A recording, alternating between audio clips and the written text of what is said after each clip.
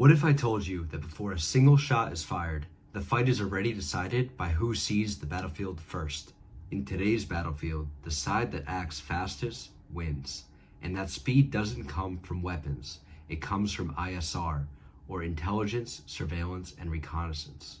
ISR is the system that turns raw sensing into critical military decisions. But before we talk about its impact on the battlefield, let's really zoom in and figure out how it works. ISR is a multi-layered system built from space, air, ground, and digital to collectively gather data to reduce uncertainty. Space ISR gives wide area context through optical, infrared, and radar satellites. Airborne ISR provides persistent overwatch through long-endurance UAVs and ISR aircrafts. Tactical ISR comes from drones, robots, and vehicle-mounted sensors. Ground ISR includes towers, seismic sensors, radio frequency detectors, and fixed electro-optical and infrared scanners. AI on the edge processes this data before it hits the network.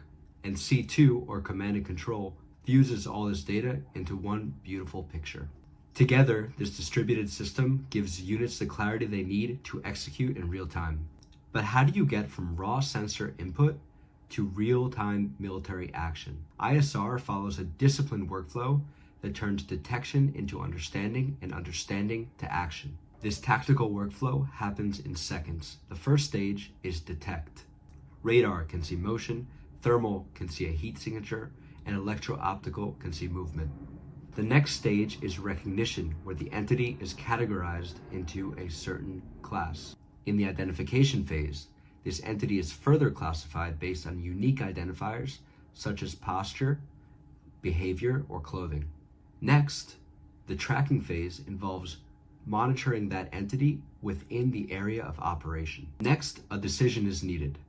In this phase, you can choose to redirect, hold, monitor, or engage. In the act phase, the decision chosen is executed. Finally, in the assess phase, the feedback loop moves back to the beginning while the action is assessed for success. In the intelligence space, this workflow is called TCPED, or Task, Collect, Process, Exploit, and Disseminate. TCPED is set up to handle volume and rigor of day-to-day military operations. Now that we understand the workflow, let's understand why ISR exists. In short, it's because the environment works against you, especially behind enemy lines. To name a few, terrain masks visibility, cities create rooftop threats and blind corners, nighttime removes the ability for electro-optical cameras to operate, fog blooms electro-optical sensors, thermal contrast vanishes on hot ground, radar reflections create ghost tracks, and seismic sensors can pick up animals accidentally. All of this is happening in an extreme time-constrained environment, and oftentimes we're talking about seconds, not minutes, that military personnel have to make these decisions.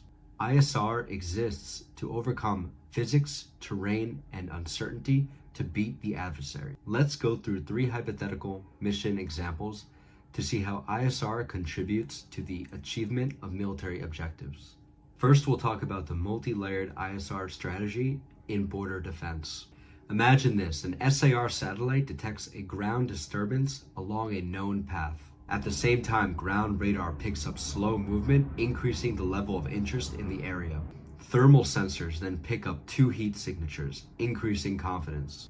This then triggers electro-optical sensors to zoom in on the area of interest to further identify the entities. Radio frequency sensors are also picking up bursts of radio transmissions. C2 then fuses all of this information and notifies patrol units.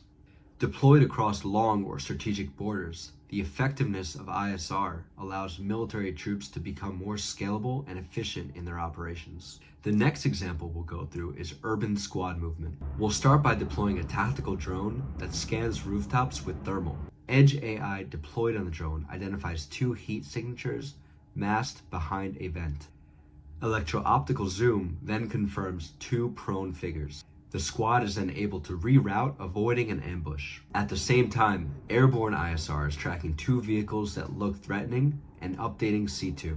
Finally, we'll look at route clearance and how it involves multi-domain ISR. SAR satellites show fresh tire marks at a choke point. Thermal detects residual heat on the road, and short-range radar detects micro movements in the tall grass. AI can then be used to fuse these signals and assign a risk level. A drone is then deployed to identify disturbed Earth and confirm a buried object. In all three of these missions, ISR compressed the timeline needed to gather the correct data and increase the confidence for decision making. Let's take a look now at the sensors involved in these workflows and the specs that make the difference. For electro-optical and IR, resolution, stabilization, and optical zoom determine effectiveness at range. Low light sensitivity, frame rate, and latency allow us to make detailed observations about the targets being tracked. For thermal sensors, NETD determines sensitivity. MWIR and LWIR both behave differently with clutter, humidity, and distance. Cooled sensors allow for high sensitivity in long range, while uncooled systems are cheaper to deploy. For radar sensors, update rate, Doppler processing, and clutter rejection determine if you get a positive track or a screen full of noise. For satellites, ground sampling distance determines detail. Revisit rate and orbit determine how fast you can refresh that image. These workflows are heavily aided by AI. ISR leverages AI at almost every layer of the system.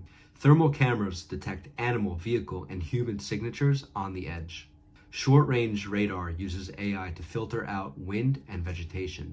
Tactical drones maintain tracking through occlusion and run change detection. Vehicle and tower systems track behavior and assign risk classifications. RF sensors detect patterns in transmissions using AI. At the C2 level, complex algorithms are used to fuse all this information together and assign a confidence score. In short, AI filters out noise and surfaces detections that critically matter. This can change the way troops operate on the battlefield within seconds. When does ISR break? For better and for worse, when ISR breaks, the sensors break in predictable ways.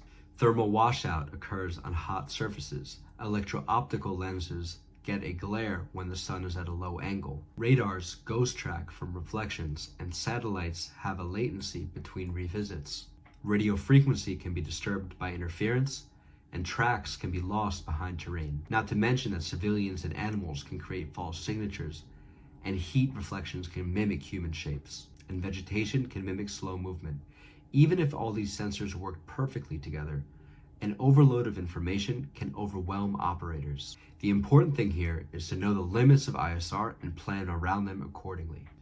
Where is ISR going? We're already seeing ISR move from single sensors to distributed networks, vehicles, towers, drones, handhelds, all working together to paint one image.